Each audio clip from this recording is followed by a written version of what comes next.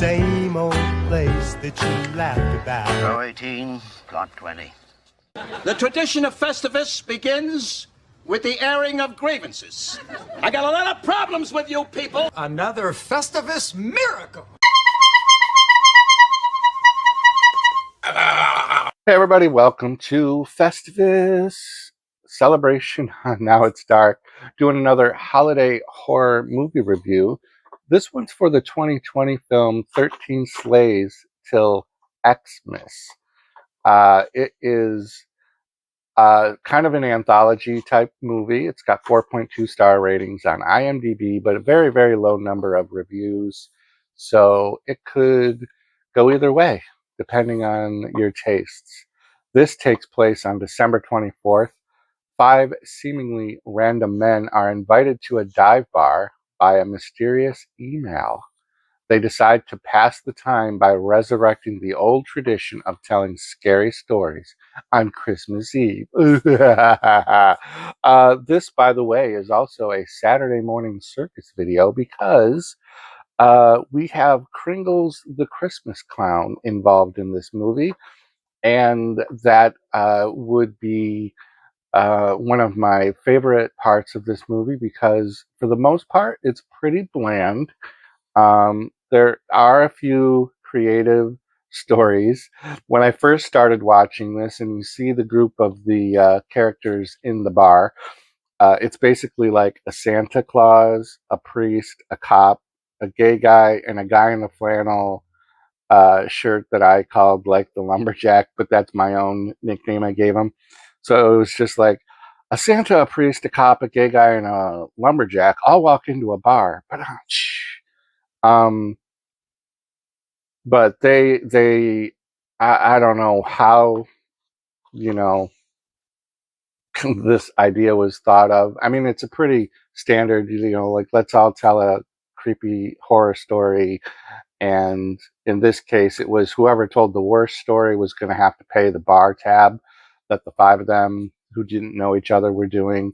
We also have a female bartender. She was okay. But the stories themselves were just kind of mid. They weren't really like outstanding. Some of the actors in this were Jeffrey Reddick, Sadie Katz, Christopher Bauer plays a character named Red, Ryan King plays Clarence, and I think, okay, yeah, so this is, since I really didn't write these down, because there's 13 stories, because it's called 13 Slays to Xmas, so, and there's a wraparound. So the first story is about 2 sisters that decide to decorate their deceased mother's house one last time, but something seems off. The second story is on the eve of his daughter's 18th birthday, a father receives a disturbing phone call from a familiar phone number.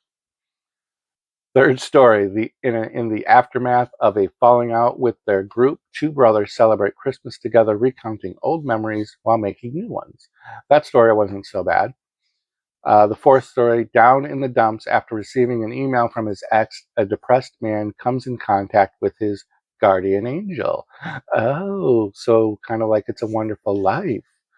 The fifth story is about 2 men that break into a house seeking absolution from their guilt-ridden past.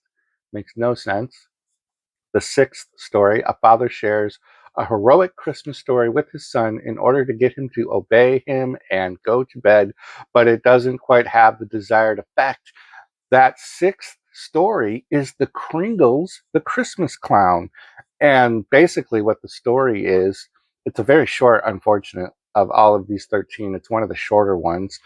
And it had the potential to actually be a better, part of this movie. And also, in my opinion, being a clown lover and holiday horror lover, that this could be a standalone film. Kringles, the Christmas Clown, could easily translate into a bigger movie on its own. But basically, the father is trying to get his son to go to sleep Christmas Eve. The kid wants to just play on his iPad or whatever. So the father says, Santa's always watching, and so is Kringles. And then the kid's like, well, who's Kringles? And Dad's like, Kringles the clown. You don't know Santa's helper, Kringles? He watches the kids and makes sure that they are behaving and listening to their parents. And if they don't, then Kringles the Christmas clown kills the kid's parents. And then because the kid's parents are dead, the kid doesn't get his Christmas presents. So, but honestly, I do think that could have translated into a bigger movie. The seventh story, as she's writing her Christmas wish list, a little girl's rotten brother comes in to spoil her fun. That one's not too bad either. That's kind of a fun story. The eighth story is about when a woman sets when a woman sets a puppet missing its wooden cross upon the chimney mantle, it stirs up old feelings and memories for her partner. That one was really dumb. The ninth story, stumbling upon a gruesome scene while on patrol one night, a local sheriff pieces together what occurred while seeking justice. The 10th story, a flustered radio host, rumored to be losing his edge, is harassed by a sinister presence.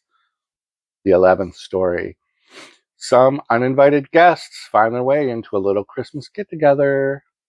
The 12th story, when a man spends Christmas alone in his cabin, two men come a-knocking on the door, seeking shelter from it. The 13th story, a stranger pops up into the bar a couple of stories back. She seems to know a deep truth that ties all the other people in the bar together. And that's the wraparound from that. So something I failed to mention, that at the beginning, the opening credit montage shows clips actually of like newspaper clippings and things from some of these stories. So some of the stories are kind of foreshadowed in the clippings and things that are being placed on the thing. It's not horrible. There's Easter eggs galore through this movie, mostly on the bottles of beer or liquor. They've got titles of other movies that this company has done. There's pictures that are showing other things. They name drop a ton of other Christmas horror movies. Also, not even just their own, but just in general. And that was kind of fun. Like, that's kind of like eye candy for people when you've seen a lot of movies, that you can kind of pick out stuff like that. All in all, this isn't horrible. Like, I wouldn't steer people away from it, but you know, it's an anthology. It's 13 stories, so it does move kind of quick. It's an hour and 46 minutes, which is a little bit longer than most anthologies like this, but it does kind of move quick. Some of the stories are pretty short, so it might be worth a watch. There's a couple of good scenes in there, but yeah, so that's going to do it for 13 Sleighs Till Xmas. And if I didn't mention it already, it's on TUBI, so there you go. TUBI has all your clown and Christmas horror movies you could ever want. It's a Festivus miracle.